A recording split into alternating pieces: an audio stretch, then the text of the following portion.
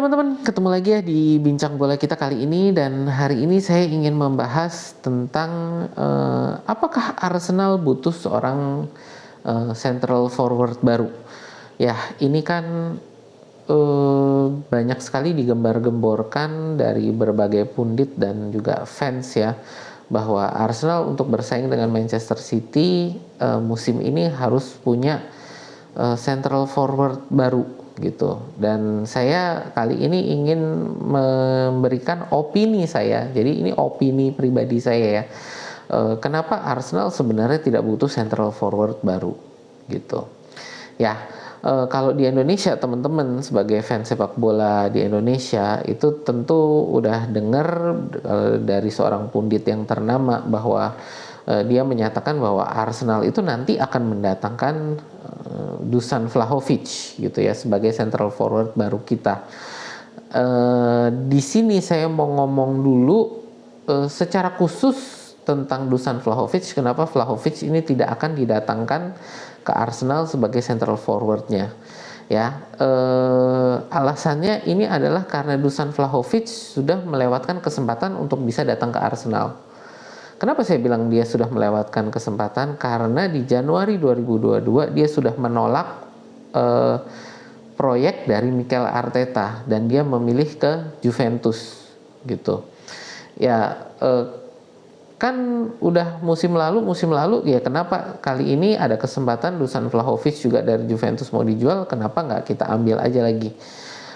Saya sudah jelaskan di video saya ya yang sebelum ini yang tentang Balogun ya, bagaimana filosofi Mikel Arteta ini dalam merekrut pemain. Dia adalah pengen merekrut pemain yang memang pengen bermain demi Arsenal, yang ingin bermain demi lencana meriam ini, bukan demi aji mumpung gitu. Ya, jadi ketika dia merekrut pemain, ketika dia pengen mendatangkan pemain, dia akan menjelaskan rencana dia, proyeknya dia, bagaimana pemain tersebut akan diintegrasikan ke dalam tim, dan bagaimana nanti ke depannya pemain tersebut akan dia latih sehingga bisa menaikkan karirnya di Arsenal gitu. Jadi proyek yang ditawarkan oleh Arteta di 2022 dengan proyek yang dilakukan oleh Arteta sekarang itu kan adalah proyek yang sama.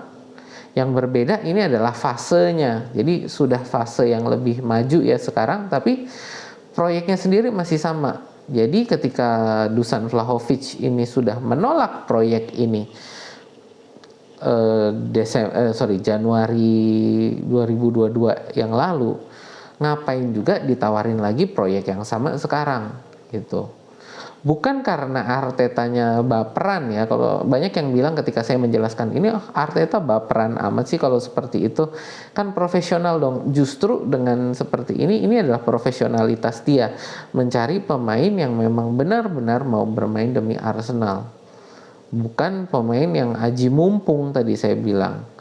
Ya, ketika dia sudah memilih ke Juventus dan dia ngeflop di Juventus, menurut saya jadinya kalau dia ke Arsenal sekarang itu jadinya aji mumpung banget gitu kan. Jadi menurut saya nggak akan Arteta mencoba melakukan penawaran terhadap Dusan Vlahovic gitu. Nah, yang alasan kedua juga harga Vlahovic ini masih mahal gila gitu kan, 70-80 juta euro kalau saya nggak salah kan. Dan itu dengan kondisi dia yang ngeflop. Banyak yang bilang dia ngeflop itu karena Allegri gitu kan.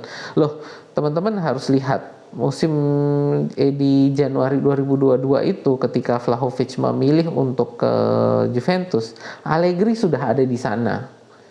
Jadi dia yang memilih Allegri. Kalau sampai dia ngeflop di bawah Allegri, ya salah dia sendiri dong, gitu. Jadi kalau dari saya, ya ini 3 alasan kenapa Dusan Vlahovic nggak akan direkrut oleh Arteta untuk datang lagi ke Arsenal. Yang berikutnya secara khusus dari saya, kenapa Arsenal ini tidak butuh seorang central forward gitu ya, tidak butuh seorang central forward baru.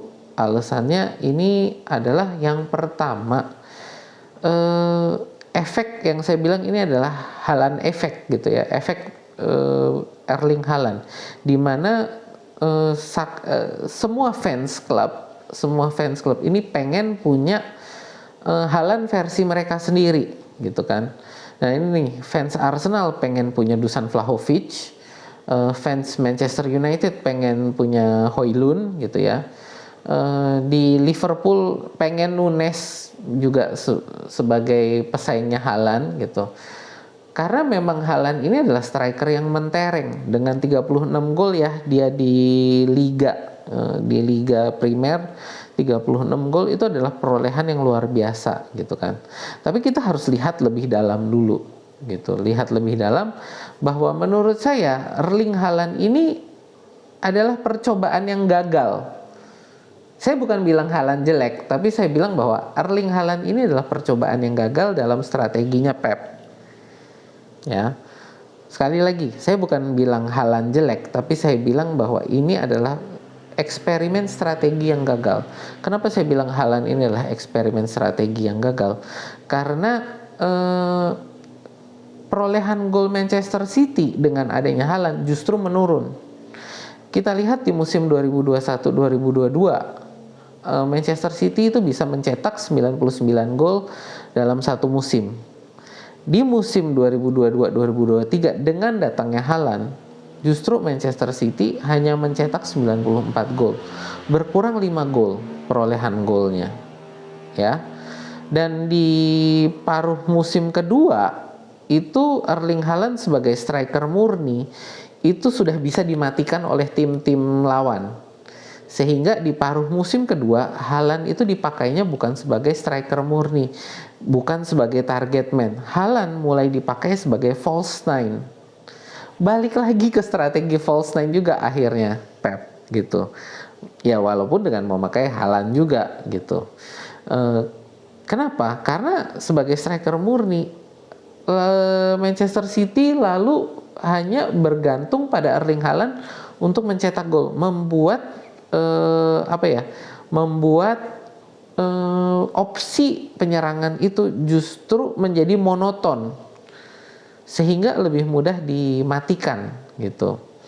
Nah, kita lihat untuk Arsenal gitu kan, perbandingannya dengan musim 2022-2023 kemarin. Arsenal itu bisa mencetak 88 gol. Hanya beda 6 gol dibanding Manchester City. Ya, jadi bedanya hanya 6 gol. Dan menurut saya yang membuat Manchester City lebih unggul dari Arsenal, atau Arsenal kalah ya, Arsenal gagal mencapai juara IPL kemarin, itu bukan karena kita tidak mencetak gol, justru karena kita kebobolannya kebanyakan. Ya, jadi Arsenal musim 22-23 kemarin kita kebobolan 43 gol. Manchester City itu kebobolan 33, menjadikan Manchester City itu sebagai klub dengan defense terkuat di Eropa nomor 3. Jadi nomor 3 defense terkuat di seluruh Eropa. Arsenal bahkan nggak masuk 10 besar dalam defense terkuat di seluruh Eropa. Kenapa? Karena kita kebobolannya terlalu banyak. Yang menyebabkan apa? Itu adalah cederanya Thomas Partey, dan di akhir musim itu cederanya William Saliba. Ya. Jadi kegagalan kita bukan karena kita tidak mencetak gol, tapi justru karena kita kebobolannya kebanyakan. Kalau kita lihat juga ya pencetak gol Arsenal ini satu-satunya klub di 5 liga top Eropa ya. Jadi 5 liga top Eropa itu mana aja tuh? IPL, La Liga, Bundesliga, Serie A, sama mana? Satu lagi itu Bundesliga tadi udah belum? Jadi La Liga, Bundesliga, Serie A. Ya pokoknya top 5, yang terakhir Portugal saya kalau nggak salah. Jadi top 5 liga teratas Eropa, Arsenal itu satu-satunya klub yang punya 4 pencetak gol dengan double digit. Manchester City itu hanya 2 loh yang punya double digit ya. Kita lihat di sini, ini kalau di Manchester City pencetak golnya di liga ya, kita ngomong di liga saja, itu hanya Erling Haaland dan Phil Foden yang punya double digit dengan 36 dan 11 gol. Arsenal ini punya 4 pemain yang double digit, itu adalah Gabriel Martinelli dengan 15, Martin Odegaard dengan 15, Bukayo Saka 14, dan Gabriel Jesus 11. Dan perlu diingat, Gabriel Jesus ini itu cedera selama 3 bulan, itu kira-kira hampir sepertiga musim sendiri ya, sepertiga musim dia nggak bermain dan dia masih bisa cetak 11 gol gitu ya. Lagi yang kita harus lihat ini adalah jumlah pencetak gol. Manchester City itu hanya 12 pencetak gol ya dalam satu musim untuk liga, sedang Arsenal di liga itu punya 16 pencetak gol. Kita nggak kekurangan opsi dalam penyerangan ya, karena banyak yang bilang kan bahwa kita perlu membeli central forward baru supaya kita punya opsi baru dalam menyerang, punya strategi baru dalam menyerang.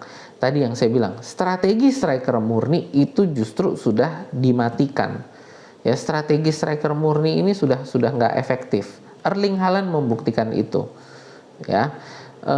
Berikutnya bahwa kalau tadi opsi penyerang, nambah orang yang bisa menjadi pencetak gol, kita sudah punya 16 pencetak gol dibanding dengan City yang hanya 12. Jadi kita opsi penyerang kita sudah banyak gitu ya. Itu kalau kita lihat dari segi jumlah gol dan pencetak gol gitu ya. Jadi kita nggak butuh central forward baru. Yang justru kita butuhkan saat ini adalah, kalau tadi yang saya bilang, defense yang lebih bagus. Karena tadi kegagalan kita bukan kita kurang cetak gol, tapi karena kita kebobolan kebanyakan. Nah, yang berikutnya adalah kalau kayak gitu kita masih tetap butuh pelapisnya Gabriel Jesus sebagai central forward, karena pelapisnya saat ini Eddie Nketiah itu tidak memadai. Saya setuju bahwa Eddie Nketiah itu tidak memadai. Tapi ya, kita sudah punya pelapisnya Gabriel Jesus. Siapa? Leandro Trossard. Teman-teman kalau lihat sejak sekitar Februari Maret lah kalau nggak salah ya, yang sering diturunkan sebagai penggantinya Jesus di central forward itu bukan Nketiah, tapi adalah Trossard. Ya, loh, Trossard ini bukannya pelapisnya Martinelli. Sekarang dengan diperpanjangnya Reiss Nelson itu yang akan menjadi pelapisnya Martinelli. Ya, bisa dilihat di pramusim itu Reiss Nelson akhir musim sama pramusim, Reiss Nelson ditaruhnya di kiri. Ya, sebagai pelapisnya Gabriel Martinelli. Saat ini yang kita tidak punya pelapis ini adalah Bukayo Saka. Makanya yang lagi dicari kan sekarang kabarnya ini antara Mohamed Kudus, Michael Olise atau Rafinha. 3 pemain ini yang dikabarkan akan didatangkan oleh Arsenal sebagai pelapisnya Bukayo Saka, sebagai pesaing bagi Bukayo Saka gitu. Nah, itu alasan-alasan saya kenapa Arsenal saat ini menurut saya nggak butuh central forward baru gitu ya. Sekali lagi ini adalah opini pribadi saya berdasarkan pengamatan saya. Kalau teman-teman nggak setuju, teman-teman pengen memberikan argumen teman-teman, boleh yuk ditulis aja di kolom komentar di bawah. Kenapa menurut teman-teman Arsenal ini butuh central forward baru gitu ya. Oke, sekian dari saya. Kalau teman-teman suka dengan konten-konten seperti ini, boleh yuk di like, share, dan subscribe. Sampai jumpa di bincang bola kita berikutnya.